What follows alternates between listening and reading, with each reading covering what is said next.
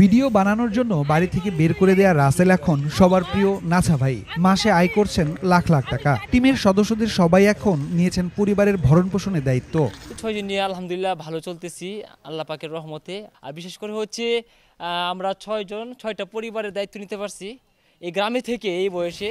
স্থানীয়রা একসময় লাফাঙ্গা আর ভাদাইম্মা বলে উপহাস করলেও বিনোদনের কন্টেন্ট বানিয়ে সামাজিক সচেতনতা বাড়াচ্ছে নাছা ভাই বিনোদন টিমের সদস্যরা। আমি তোর আগে কইছিলাম মেডিকেলে চান্স পাওয়ার লাগা বাইরে যে পড়াশোনা করার লাগে না, কারণ এইবার আমাদের শেরপুর সরকারি কলেজ থেকে 21 জন মেডিকেলে চান্স পাইছে। জনপ্রিয়তার পাশাপাশি বিভিন্ন সোশ্যাল মিডিয়া থেকে আয় হচ্ছে মাসে প্রায় 10 লাখ টাকা। তো গ্রামে এটা অনেকে আমাদেরকে অনেক আসলে অনেক ভাবে নিচ্ছে বিষয়গুলো জানেনি। গ্রামের মানুষ তো তারা অনেক কথাই বলে, কেউ ভালোভাবে নেয় কেউ খারাপভাবে নেয়। তো ইউটিউব, ফেসবুক পেজ, টিকটক এগুলো সব কিছু একত্র করলে দেখা যায় আমাদের এরকম $4-5 হাজার আসে আর কি মাসে।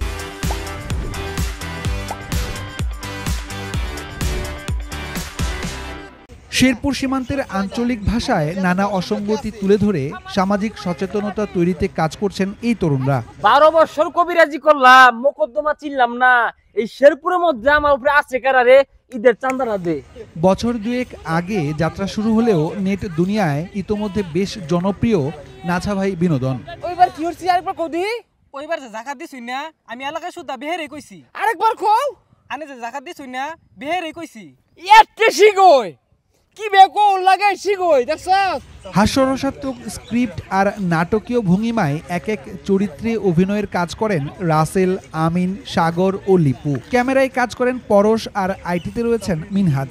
বয়স বেশি না হলেও সবার আয় এখন মাসে লাখ টাকা।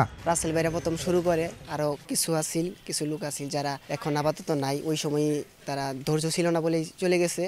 তো এই কন্টেন্ট ক্রিয়েটরের জগতে সবার ফ্যামিলি থেকে সাপোর্ট করে না, তবে আমার ফ্যামিলি থেকে আমাকে যথেষ্ট সাপোর্ট করছে, তার জন্য আজকে আমি এই পর্যন্ত আসতে পারছি। তো ভালো লাগে মানুষ আমাদেরকে এই ফানি ভিডিও দেখে উৎসাহিত করে।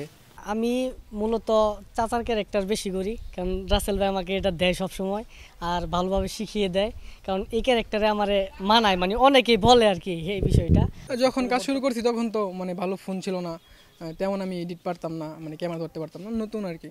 তো এখন আস্তে আস্তে করতে করতে আর কি শেখা।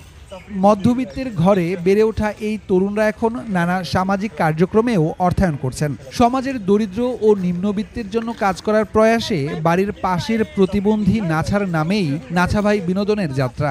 তো সে আমার নামটা উচ্চারণ করতে পারতো না, সে আমাকে রাসেল বলতে পারতো না, আমাকে বলতো মানে নাছা ভাইকে ডাক দিত আর কি, নাছা মানে রাসেল, রটা উচ্চারণ করতে পারতো না। তো আমি এই কাজ শুরু করার কিছুদিন আগে সেই ছেলেটা মানে বিদ্যুৎপৃষ্ট হয়ে সেরা মানে কারেন্টের শকটে সে মারা যায়। মানে তার স্মৃতিটা আমি আসলে মানে ধারণ করার মানে ওই দিক থেকে আমি আসলে নামটাকে আমি এইভাবে দিয়ে দিছি। তো সেখান থেকে চিন্তা করলাম যে কি করলে আসলে মানুষের সেবা করা যায়। সূচনা লগ্নে আমার একটা উদ্দেশ্য ছিল যে আমি এই রাস্তা থেকে যদি কখনো মানে সফলতার মুখ দেখতে পারি, আর সেটা থাকবে আমার একদম অসহায়দের জন্য, হতদরিদ্র যারা আছে। এই যে আমি তেমনি অনেক স্বেচ্ছাসেবী সংগঠনের সাথে জড়িত, মানবিক কাজগুলো আজীবন করে দেবেন। সমাজের তিরস্কার আর পরিবারের বঞ্চনা পাওয়া এই তরুণরা ভবিষ্যতে নিজেদের প্রতিষ্ঠানের মাধ্যমে বেকারত্ব ঘোচাতে কাজ করতে চান। মানে যখন কষ্ট হয় তখনই কিন্তু আরো কষ্ট দেয়, আর সেটা পরিবার আমাকে দিছে, অনেক কষ্ট দিছে। মানে বিশেষ করে আমি মানে আমার মার কথা বলবো না, আমার মা যদি না থাকতো হয়তো আজকে আমি এই পর্যন্ত আসতে পারতাম না। আমার মা আমার জন্য যতটা করেছে মানে আমি বলবো মানে কি মানে হিউজ পরিমাণ। আমার জন্য আমার বাবার সাথে আমার ঝগড়া লাগছে, আমার খাবারটা আমার মা লুকায় লুকায় চালানা দিয়ে আমাকে দিচ্ছে, আমি খাইছি। অনেক সময় মানে আমার চোখের জল পড়ছে, মুখে খাবার তুলছি, এরকম অনেক সময় গেছে। ইমরান হাসান রাব্বি, চ্যানেল 24, শেরপুর।